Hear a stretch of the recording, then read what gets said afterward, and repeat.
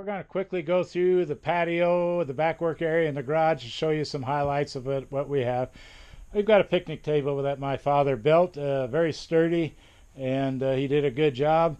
We don't eat on it much, but it sure is nice when Freddie the freeloader sits up here. He's easy to pet here, and I can give him a thorough checking every morning when I take my morning walk and check for ticks on him. Since we're living in the country, we keep an eye out for that. He does real good at staying clean, and he's a pretty good dog. This is Freddie. Like they say at the Westminster Dog Show, this is Freddie. Freddie the rescue dog. Far from a pure breed, but he's a smart dog that's a good thinker. All right, the picnic table again here. We use it to pin against our door here. We use a couple railroad ties with handles on that I used to use under machinery when I worked on. I put handles on them, and they make super nice, strong door stops so that the wind doesn't pull these units out of the wall like it has been in the past. It blocks it both ways with the picnic table and the door stop. The same with the other door on the generator and a little larger door stop that works nice with a handle on. So the patio doors are a nice feature. We got a lot of people once in a while, and they come in and out, and plenty of room and a nice breeze that comes through here from the garage door. Our little work area here, the cabinets are an excellent idea to keep things out of sight. Our mow right by display that we put up. This is for farmers here. I keep track of, since we moved here with this dry erase board, of the year 2016, 2017, 2018 events. You'll see, like in the fall, when do we fertilize? October 12th, 16, October 10th and 17. This October, I'll put that down. When did the corn pop up? Corn popped up 5/9, May 9th, April 28th that year, and May the 10th this year. So I do everything like the beans. Rip the ends open, fill the ends, spray, plant, other farmers plant, beans pop up, fertilizer spray, harvest, bushels per acre and price.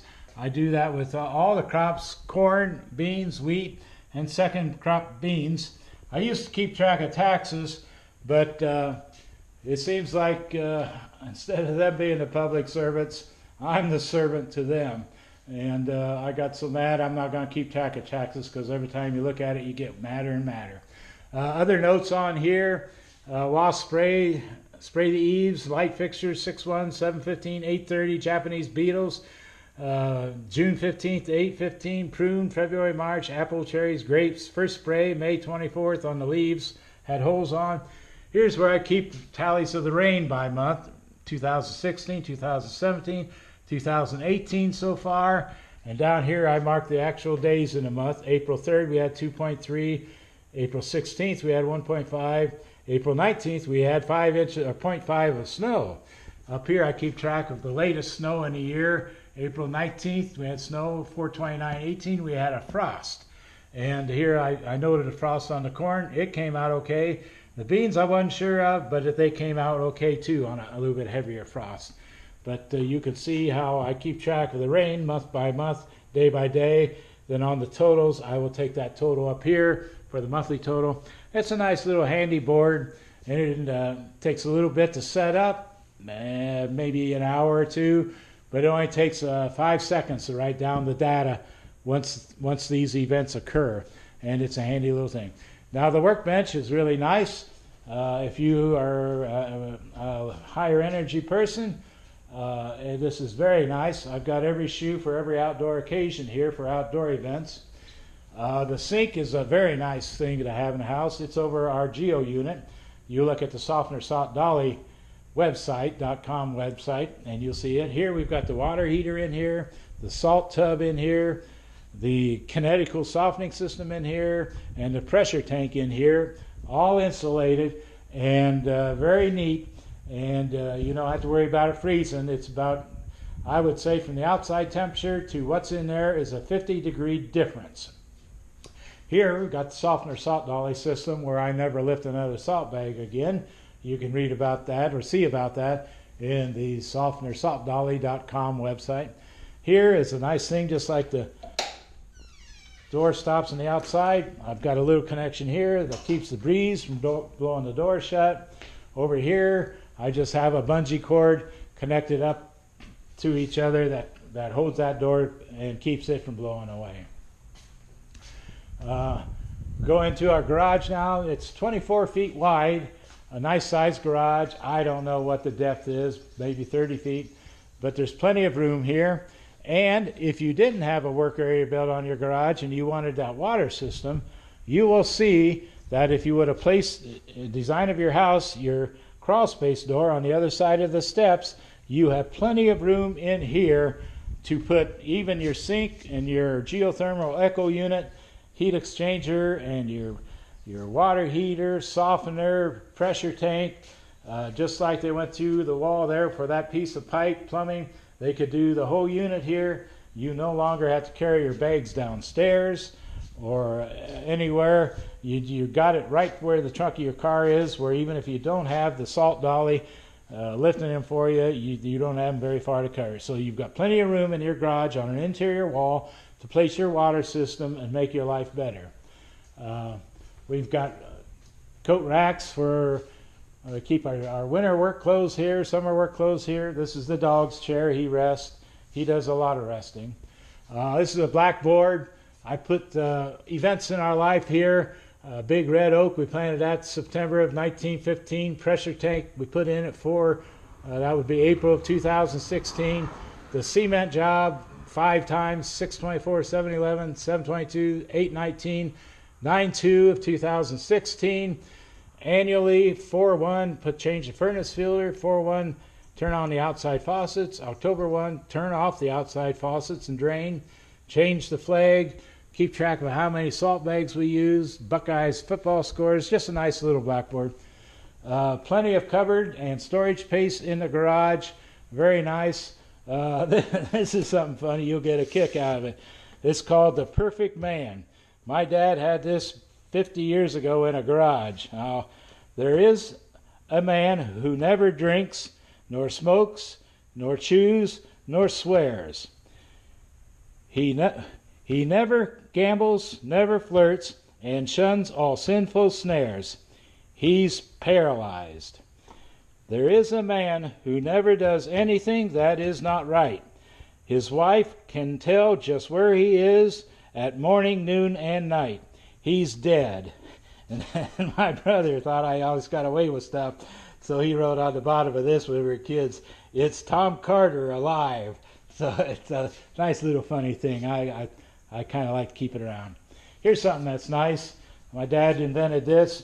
It's a softener salt tub. It's got a board across the top with holes in it and slots back here, and another board about right here with the same holes and slots, and I'm holding it up. And you put every tool that we need here: shovel, yard rake, garden rake, a little puller, lawn rake, another little stabber puller, snow shovels, a hose, you name it, pruners and trimmers. But that little tub there sure makes your walls clean as far as leaning them up against the walls and everything, so that's a nice idea. Over here we got 2x3 plastic trim boards, and what the future use of them is, if you look up here at these ceilings, you'll see cracks forming every 4 feet, and within about 10-15 years they're going to be pronounced. And you can see this is a nice ceiling, needs to be taken care of. Now I did this at the other house. I'm going to take them 2x3 boards and put them up and kind of put a trim board across that crack to make it look nice and hide those cracks. Not a big job or anything, might take an afternoon, but that's what those trim boards are for. Now this cardboard tube is something unique too. You'll see the tires and how I'm parking my car in here. You see how the tires are here? Well, when I back up, that rear end's going to swing away, and guess what happens? As that moves away from that garage door, there's much more clearance for this mirror. You drive straight in and straight out, you're always coming close with this mirror. You park your car in a garage like this, where you I'll basically show you the path of how this car is parked.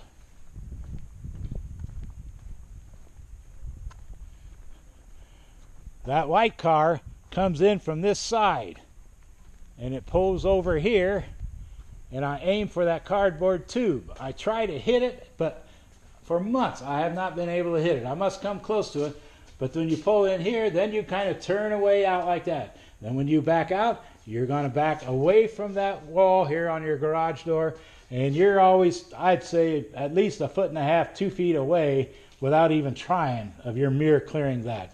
And the same with my wife's car. She will pull it in from this side over here and angle it in here. Just everybody else pulls them straight in.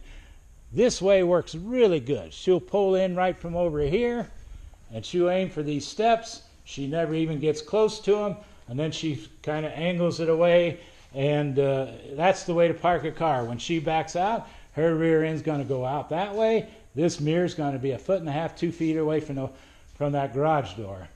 The other nice thing about parking like this is usually there's plenty of door clearance here in the middle. You can open up your door. You can be careless and thoughtless sometime and not hit the other car because you've angled away from each other in the front here. Both of these doors have plenty of clearance. So while we're on automobiles, I want to talk about people that have the mental maturity of an 8-year-old. Public sector officers had to make a law that people got over instead of dusting them. There's just people that just don't have the mental development or the courtesy to figure this out, so they had to make a law. That's why we have so many regulations. We got people doing stupid things and crooked things, and they make laws. And I wish they'd make a law that the average citizen would be forced to get over. And I know in Indiana they made a law where you have to give a bicycle 6 feet or so. Really made a person I know super mad. I don't know what's wrong with her, but I says, well, that guy might have a family and you're going to dust him? And I don't know. It's just some people are weird. But move over, just like mowing the yard here. Some people wave and move over, just excellent thinkers. Others will just go right by and dust you right on the edge of the road. You can see 1/4 mile each way. It's about like getting on an entrance ramp. You'll have some people where there won't be a car in 1/2 mile anywhere, and you want to merge onto the ramp, and they're right there, and they won't get in the other lane. So I guess the only thing you can do is, under your breath, say a few words and just wait till they get out of your way and then get away from them, because they're going to have an accident someday because they're not too bright. So that's about automobiles and moving over and parking. Other things in the garage is these steps we made. There used to be just one step that went into the house. We made 2 steps here. Used plenty of deck screws to make sure there's no squeaks on anything. We put indoor-outdoor carpeting on it, and it looks really nice. Same with our crawl space door going into the crawl space. That's really nice. It used to be real heavy 2x6s there. I put a 3/4 inch thick plywood, and we never step on this, but even if you were, it'll hold you in case you made a mistake. And then we put another step here. That used to be nothing there, just a big drop off down, and did this. They both came out nice looking and everything. Just some ideas on how the landing. We come out of here and we go out here most of the times. The only thing about indoor-outdoor carpeting is every piece of filth sticks to it. So we cut rubber runners material and formed them over it, and we took these off to show you how they were made, but we usually have a rubber runner cut to size over them. That makes cleaning extremely easily, and you just sweep it off or take a rag and wipe it off. Here's something that's kind of nice and handy. I made an old snow shovel that was wore out. I just took some screws, attached it to a furniture dolly, and put a piece of carpet on it, and this is what we pull out to the trash on Friday mornings. Makes it much easier and much cheaper than buying whatever's on sale. So this is kind of the garage. Plenty of cupboard space in here. I've got a motto: if you don't use it, get rid of it. Sentimental things, you'll find that your sons and daughters, when you die, all they do is throw it in the trash anyway. So if you don't use it, get rid of it. I don't store anything in my attic. I don't store anything in my crawl space. It's just a courtesy to my sons when I die, that instead of having to move 10 trailers of stuff, their life is easier, and there's no sense in holding it anyway. So if you're kind of looking for a house layout between the back patio, the concrete job on the perimeter, the garage here, they're all ideas. We're going to go up in the attic next time, next film, and show you some things up there that needs some thought about. While we're talking about the water system in your house, I want to show you some innovative thinking. Al Warnament, he's superintendent of $1 million building renovation, and got to know him there. And he was telling me about his geothermal unit and how he has his system set up. Now he's got his pressure tank here feeding into this 50-gallon tank for freshwater system after it goes through the softener. And he relies on his geo unit, his echo unit from his geothermal, to heat all the water in his house. And he pumps it out of the geothermal into the top of this 50-gallon water heater. Then it comes out of here into another 50-gallon water heater. Now he's got a breaker box hooked to this 50-gallon water heater, but he says he don't even turn it on. He has absolutely no electric heating his water heaters. They're basically storage tanks. So the water comes in here. The cold line goes like it usually would on its route, but the hot line basically comes out of here, comes over here, goes up into the furthest faucet or unit that draws heat. So clear to the other side of the house, this is all solid line, and the heat rises through here, and it forces the heat to go through this closed loop. And then here at the furthest point, he starts tapping in with the sink faucets, and on the return route, shower, a hot water shower, other faucets on the return line. And basically that means by the time the water cools down and the pressure of the water and the heat of the water shoots things out and circulates, it comes back to the bottom of these water tanks. He's got a drain that's able to drain away, but basically it's a closed heating loop. His hot water drains away in the sinks like they usually do and everything, but if it's not being used, all of this to the furthest part of the house is hot water that's generated out of this echo unit on his geothermal. And all the lines, faucets, and sinks and showers are hooked up. Washing machines are on the return line. The cold water supply lines are normal to faucets wherever they're at.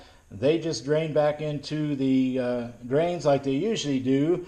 No need to return the cold water back to the system, so it's just a closed loop with the hot water. I was sitting down talking to our plumbing expert at this building renovation, Brad. He works for R.A. Flynn, and he's been around a long time, and he knows a heck of a lot about water systems. And before Al came over to us, I was saying, well, what do you think of this, Brad?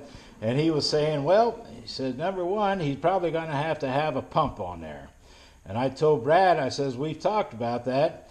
And when he had a pump that circulated water, he says it didn't work. He got frustrated, turned it off, went to Cabela's and bought some fishing rods and went fishing. And his wife called him while he was fishing and said, what'd you do to this? And he says, well, I just turned that pump off. And she says, everything in the house is working very well now. The hot water is everywhere where it's supposed to be, and since he turned the pump off, everything works real well. So he took the circulating pump out. So I told Brad, I says, well, let me tell the story on that. And he says, well, it just might be a workable system and everything. Then Brad says, well, in the wintertime, the echo unit is going to be taking the heat out of the water lines, the liquid lines. On my house, I got 437 feet of geothermal lines. And in the summertime, the air conditioning takes the coolness out of the line and rejects the heat into the water system. He says the water system may not work that well in the wintertime. And just then Al walked up and I said, well, here's what Brad thinks of your system here. And he says in the wintertime, there is a little weakness on things, and he'll turn his breaker box on occasionally just to boost the heat up a little bit, because it's not functioning like it does in the summertime, where it takes the heat out of this liquid and puts it into the water heaters. But he says it still works really good, and you don't have to turn that breaker box on sometimes at all in the wintertime. Just like all geothermals, you get 0 degrees for a week or two, and that really makes the geothermal unit work a little harder. In fact, Al said that he separated a line in his thermostat that kicks in the auxiliary heater for his house, because he thought the auxiliary heater was really a high energy use, and he says they just put sweaters on in those times where it gets 0 degrees outside for weeks at a time, and it's comfortable. But you can look this over. It's a kind of out of the box, unique thinking. I don't know if Al had ideas from somewhere for this, or whether he came up with it by himself. He's a pretty sharp cookie. But when you go to put your water system in and your furnace in, again, I would think twice about putting a regular furnace in. I would go geothermal. I think from the second unit I've had in 2 houses, and both of them perform very well, and no maintenance, and the water furnace brand is excellent. So you look this over on this water system. You can think about it. Go to your professional plumbers, see what they think. By the time Al was done explaining things to Brad was nodding his head, scratching his chin and saying, well, if he says it works, it must work, because Al's a pretty straightforward guy and a pretty sharp guy. But you can see the system here. You may consider this for your house if you're building a new house. This is the finished ceiling of the garage, where we've used the 1x2 plastic boards that we got at Lowe's, and where there used to be cracks from the heat and cold expansion from 90-degree summers to 20-degree winters. The expansion creates those cracks in your ceiling, and we just went ahead, since we have such a nice ceiling, and put these plastic strips up, and we'll never see those ugly separation marks in our ceiling. We had probably 5 of these had lines in them created. 1 or 2 was really visible, so for 20-30 years we should not have a problem with any kind of unsightly cracks in our ceiling in the garage. Works really nice. As I pulled the trash dolly away, I saw my drain. Now this is very important too. Since we moved in, we could open that door and go in the house, and for just a little bit we could smell something. And once you were in the house 5 seconds, you couldn't smell it anymore. But every time you went in, there's something here. What is it? And just enough you knew it was there. And some guests that come in could smell it, some didn't. We'd always ask after they got in, did you smell anything there? Some of them said yeah, some of them said no. But what it was this drain goes out to field tile. And we had a guest come, and he worked on field tiles. He says, plug that drain and see if that smell goes away. So we put a plug, a little $5 plug in there. It expands, crank it down and it expands and seals, and that smell disappeared. Now we asked all kinds of professionals for months, heating people, plumbing people, everybody said, what do you think that's coming from? Nobody could figure that out. We had cardboard in the crawl space before we redid it. And we thought, well, maybe the cardboard was molding and coming up. So Dad had cardboard down there, about a half a trailer of it. And we took it out, and we thought, well, maybe that's it. But that wasn't it either. So our friend that told us about the field tile, and we plugged that, and the smell went away. So if you ever have a smell in your house that's mystifying and nobody can figure out what it is, go directly to that drain if you have one in the garage Put a plug in it, seal it up. Now it's easy to take in and out if you want to wash your car, but plug it, and I will just about bet that you've just found what the source of that odor was. The ventilation in the house would draw it in through the doors just enough because of the ventilation, and it also did the same thing in the crawl space. The first time you went down a crawl space, you smelled it. So check out, if you have a smell problem, check out that drain in your garage. Up and saw a couple things that is a nice accent finish look to the garage. You see our garage door opener there. I put some white plastic trim up through the wire where it used to be just dangling there. Also on the wires coming down to the garage door openers on the side of the wall, I put plastic trim up and down here on each side, and it gave it a nice finished look. Another thing I just looked at and saw was, you look at these black bases on these lamps. You can see where the bees every year come and congregate there. And I'll show you around the back of the house. The bees and the wasps, I have to spray twice a year to keep them from hiding. I believe they see the dark spot and think that's a hole, and they congregate there. Now, what I would suggest is what I have on the back here. Up there, they, for some reason, on the east eaves, they accumulate. And on my dry erase board, I write down 3 dates that I spray. And the middle of July is one of those dates, so I've got to spray in the next day or two there, just to prevent them. Now you see that light there with a white base. We never see bees or anything around here. I do believe those black bases from a distance, a wasp leaks, there's a hole there. And if you notice bees and wasps in the different wood frames, they'll try to buzz and get into those wood holes. So I believe the dark spot on those bases, on those lights out front, draw them in. And I would recommend, if you build a house, put a white base on those lights instead of dark, and it possibly may keep you from getting the wasp problems we have consistently every year around them black bases.